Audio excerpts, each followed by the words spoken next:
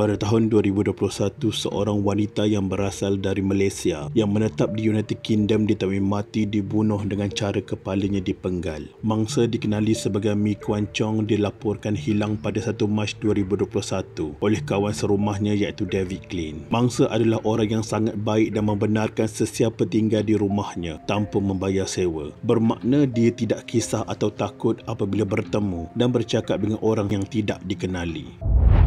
Chong didakwa diserang di rumahnya di barat laut London oleh Jima Misha 38 tahun yang bertindak kejam, memenggal kepalanya sebelum mayatnya dibuang di Salcombe di Devon 15 hari kemudian kerana ingin merampas harta wanita itu melalui satu surat wasiat palsu. Para penyiasat percaya motif pembunuhan mangsa adalah akibat ketamakan, di mana pada mulanya mangsa ingin meminjamkan kepada Misha £200,000, namun menarik semula tawarannya menyebabkan Misha tidak berpuas hati. Walau bagaimanapun, semasa perbicaraan berlangsung, mahkamah mengesahkan mangsa merupakan pesakit mental. Pendakwa raya dan saksi memberitahu mahkamah Old Bailey tentang keadaan kesihatan mental mangsa Mi Kuan Chong yang merupakan rakyat Malaysia yang menetap di United Kingdom sebelum dia dibunuh.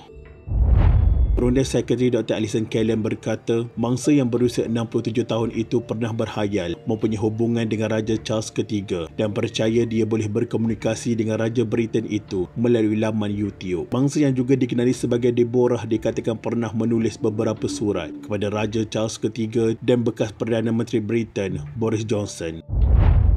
Seorang saksi yang pernah menyewa di rumah mangsa, Lorena Alvaranga, berkata 2 minggu terakhir sebelum dia berpindah, mangsa tidak makan atau tidur, sebaliknya menghabiskan masa berjam-jam menulis surat kepada Perdana Menteri ketika itu dan kerajaan. Dr. Callan memberitahu mahkamah kandungan surat itu tidak mengandungi apa-apa yang membimbangkan, tetapi agak pelik dan menunjukkan mangsa mengalami satu lagi episod gangguan mental. Bagaimanapun, pada 27 Oktober 2022, mahkamah telah mendapati Michelle bersalah.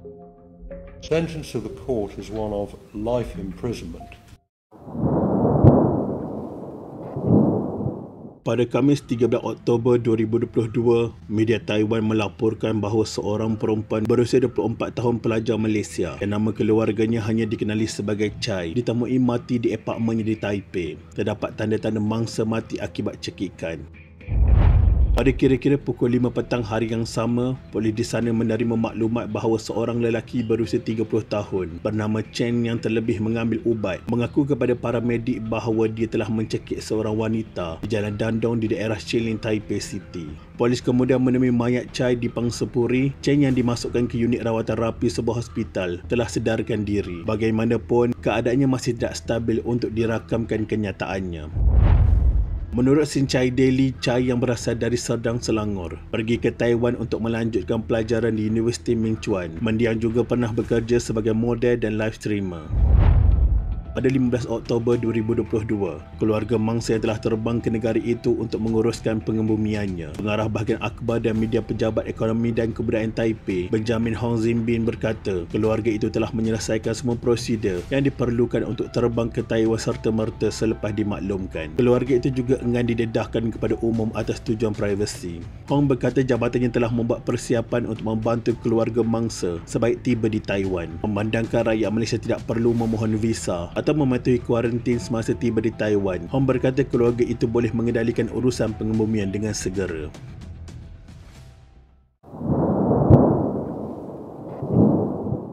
Pada 29 Mei 2021, seorang anak perempuan kepada imigran Malaysia, Carmen Chai Yili, ditembak dan terbunuh di sebuah bandar kecil di pinggir kota raya Atlanta, Georgia, Amerika Syarikat, seminggu sebelum menyambut hari jadinya. Carmen, 25 tahun, ditembak semasa memandu pulang daripada menghadiri parti barbecue rakannya. Menurut Ketua Polis Doryville, seorang anggotanya menemui kereta Carmen di tepi jalan sekitar pukul 9.30 malam. Apabila anggota polis memeriksa kenderaannya, mereka menemui Carmen dalam keadaan tidak sedarkan diri di kerusi pemandu. Anggota polis kemudian mula memberikan bantuan kecemasan dan dalam proses tersebut, mereka mendapati Carmen mengalami luka akibat terkena tembakan. Mangsa disahkan meninggal dunia di tempat kejadian. Menurut akhbar tempatan di Atlanta Journal-Constitution, terdapat sekurang-kurangnya 30 kejadian tembakan pada tahun 2021 di jalan-jalan di Atlanta dan daerah sekitarnya. Seramai 10 orang termasuk Carmen meninggal dunia selepas ditembak ketika memandu kereta. AJC melaporkan bahawa pasukan penyiasat berkata banyak kes tersebut berpunca daripada kemarahan ketika di jalan raya, manakala majoriti kes tembakan jalanan itu masih tidak dapat diselesaikan. Selain itu, teman lelaki Carmen memberitahu bahawa mangsa takut mendengar berita mengenai jenayah dan keganasan senjata di kota raya Atlanta dan mula membawa penyembul lada. Taluran berita Atlanta CBS 46 juga melaporkan bahawa polis memberitahu keluarga Carmen bahawa kematian mangsa adalah kerana dia berada di lokasi salah dan pada masa yang salah. Ibu bapa Carmen berhijrah dari Malaysia ke Amerika Syarikat sebelum dia dilahirkan. Mangsa ialah anak sulung daripada 3 beradik. Dia cuba menjadi teladan kepada adik-adiknya dan juga membantu ibu bapa mereka.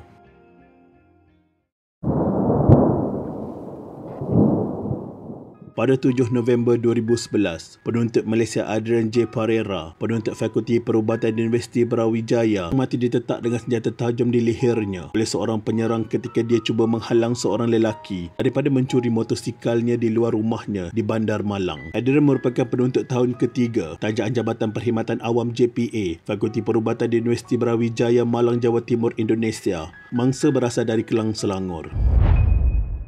Kementerian Luar pada 9 November 2011 mengucapkan takziah dan rasa simpati kepada keluarga mendiang Wisma Putra dalam kenyataan berkata kementerian akan terus bekerjasama dengan pihak berkuasa Indonesia berhubung siasatan mengenai kes itu agar individu yang bertanggungjawab dibawa ke muka pengadilan dan mendapat hukuman sejajar dengan peruntukan undang-undang Indonesia. Jenazah mendiang Adrian tiba di lapangan terbang antarabangsa Kuala Lumpur KLIA dan diserahkan kepada keluarganya pada pukul 2.40 petang. Jenazah mendiang diiringi dari Malang oleh bapa saudaranya, peguam keluarga serta Kementerian Pendidikan dari Kedutaan Besar Malaysia Jakarta. Turut berada di KLIA ialah pegawai dari Kementerian Luar, Kementerian Pengajian Tinggi, JPA dan Wakil Kedutaan Indonesia di Malaysia. Setelah diburu selama 3 bulan, suspek pembunuhan akhirnya ditangkap pada 8 Februari 2012. Dengan penangkapan itu, motif pembunuhan berjaya didedahkan apabila pembunuh marah dengan mangsa akibat nekat mencarinya di sekitar daerah itu. Suspek mengaku spontan membunuh kerana kesal korbannya seakan-akan menentang dirinya. Barang bukti seperti pakaian, helmet dan sebilah pisau yang digunakan untuk membunuh mangsa didedahkan kepada wartawan dalam satu sidang media. Selama pemburuan, suspek mengaku tidak pergi ke mana-mana dan banyak berdiam di rumahnya. Akibat perbuatannya, suspek yang berusia 50 tahun itu dikenakan hukuman penjara hingga 15 tahun. Semoga kita mengambil iktibar daripada kisah-kisah ini. Berdoalah kepada Allah Subhanahu Wa Taala untuk sentiasa melindungi kita daripada kejadian-kejadian seperti ini. Sekian, terima kasih.